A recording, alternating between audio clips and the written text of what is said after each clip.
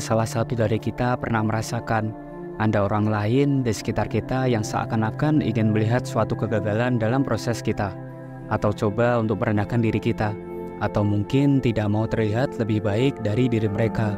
Dan ini mungkin terdengar sedikit dramatis, tapi kenyataannya kehidupan memang kadang-kadang seperti drama, di mana kita bisa jadi sasaran orang lain yang ingin kita tersandung atau bahkan terjatuh dalam kehidupan yang kita jalani. Tapi kenapa sih ada orang yang ingin melihat kita gagal atau tidak mau melihat kita bisa sukses dan berkembang? Alasannya bisa beragam, karena mereka merasa terancam atau iri dengan kesuksesan atau kelebihan yang kita miliki. Atau bisa jadi karena mereka sendiri merasa tidak puas atau tidak sempurna dalam diri mereka sendiri. Ketika seseorang berusaha menjatuhkan kita, dan itu seringkali mencerminkan masalah atau ketidaknyamanan mereka sendiri dengan kesuksesan atau kualitas yang kita punya. Selamat datang kembali di channel Kehidupan Bijaksana. Dan di video kali ini kita punya topik menarik yang bakal kita ungkap bersama. Bagaimana caranya menghadapi tantangan hidup saat ada orang yang sengaja ingin membuat kita gagal. Pastikan kamu tonton dan simak video ini sampai selesai dengan menelusuri orang yang menghidupi filosofi hidup bijaksana dalam menghadapi suatu tantangan hidup, dan bagaimana kita bisa mengintegrasikannya ke dalam kehidupan kita sehari-hari. Karena disinilah kita belajar bersama untuk menjalani hidup yang lebih bermakna dan berbahagia. Tanpa berlama-lama lagi, mari kita mulai pembahasannya. Mungkin kalian pernah dengar ungkapan, orang yang berusaha menjatuhkanmu sebenarnya sudah berada di bawahmu. Ungkapan ini mengingatkan kita tentang pentingnya mempertahankan rasa percaya diri yang kuat.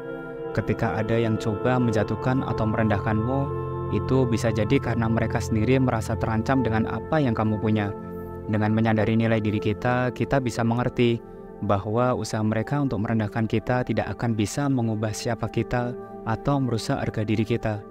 Dan mari kita bahas lebih lanjut setiap poin pentingnya.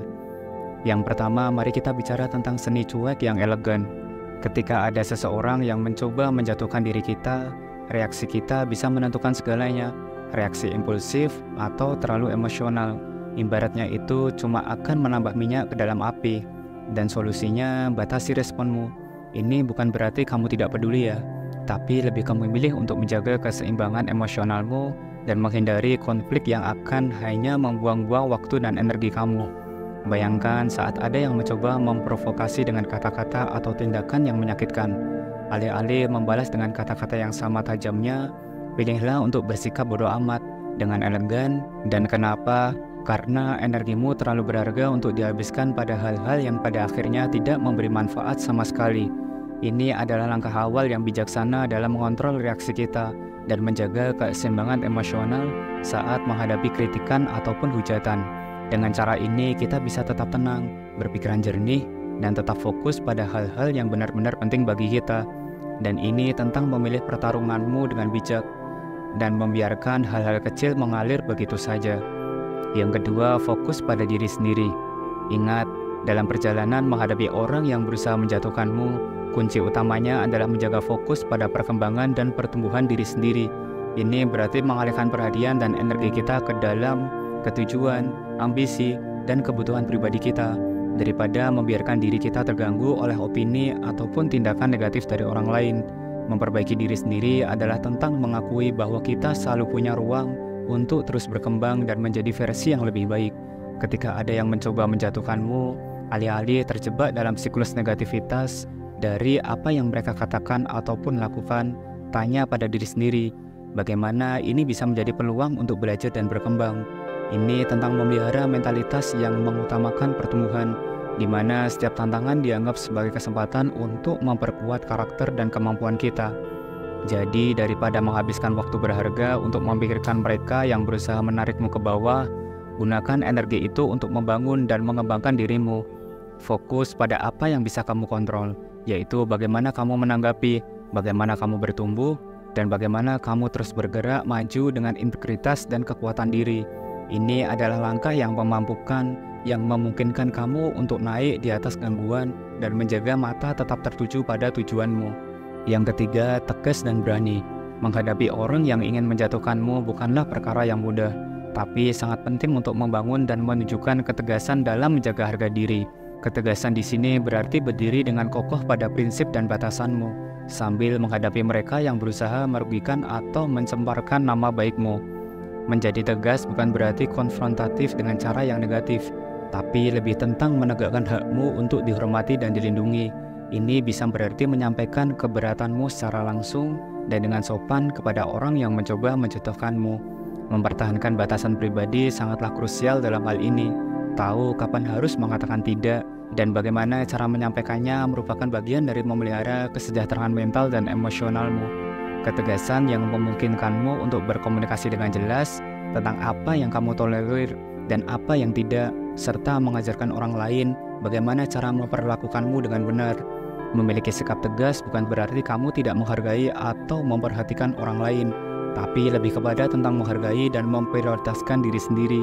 Ini tentang menjaga integritas dan kepercayaan diri yang pada akhirnya membentuk fondasi yang kuat untuk menghadapi dan melewati setiap tantangan dengan kepala yang tegak. Yang keempat, kita akan berbicara tentang kekuatan dalam kesabaran. Dalam hal ini, kita sebisa mungkin menghindari sikap untuk balas dendam dengan orang lain. Mengapa menghindari jalan balas dendam itu penting? Dalam konteks di mana kamu merasa dijatuhkan atau difitnah, sangat alami merasa ingin membalas. Namun ingatlah, membalas dendam hanya akan menjerumuskanmu ke dalam siklus negatif yang sama, merusak dirimu lebih dari siapapun.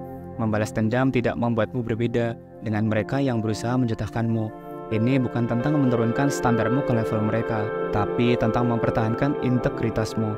Dengan tidak membalas, kamu menunjukkan bahwa kamu berada di jalan yang lebih tinggi, memelihara harga diri, dan memperkuat karaktermu.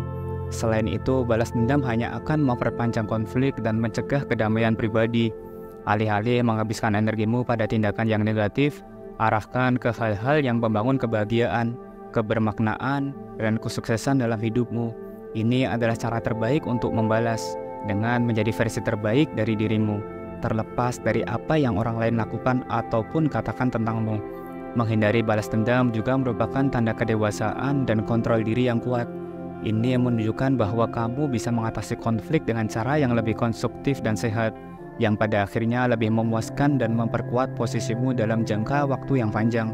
Dan ingat, kebahagiaan terbaik adalah hidup yang baik dan penuh dengan pencapaian, bukan kemenangan sementara dari membalas dendam.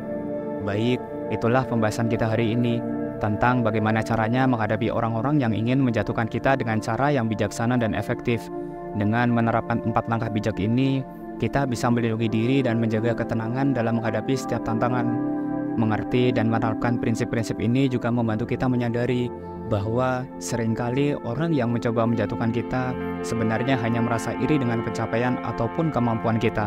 Dan lebih jauh lagi, melalui tindakan mereka tanpa sadar menunjukkan bahwa mereka merasa lebih rendah dari diri kita.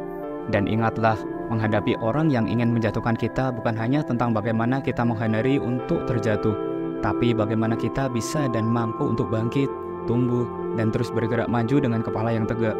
Terima kasih telah menyimak pembahasan kita hari ini. Semoga apa yang kita bagikan bisa memberikan inspirasi dan kekuatan untuk kalian semua dalam menghadapi setiap tantangan dalam hidup.